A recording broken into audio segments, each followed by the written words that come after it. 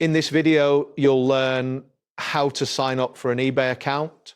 By following these steps, you will successfully create your own account, allowing you to buy and sell items on the platform. Start by opening your preferred web browser and navigating to the official eBay website. Once the homepage loads, look for the option labeled Register or Sign Up.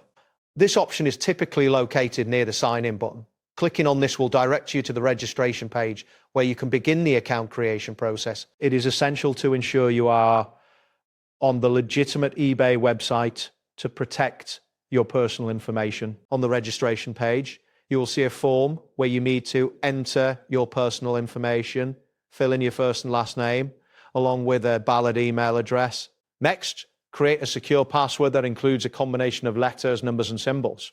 A strong password is vital for keeping your account secure. Review the information you have entered to ensure that it is accurate, as this will help prevent complications when you access your account later. It is important to note that some users may be required to confirm their email address during this process. If prompted, check your email for a confirmation message from eBay. This step is crucial as it verifies your identity and helps maintain account security. Once you have filled out the registration form and confirmed your email if necessary, you can proceed to the next step. To finalize your registration, locate and click the button labeled Create Account.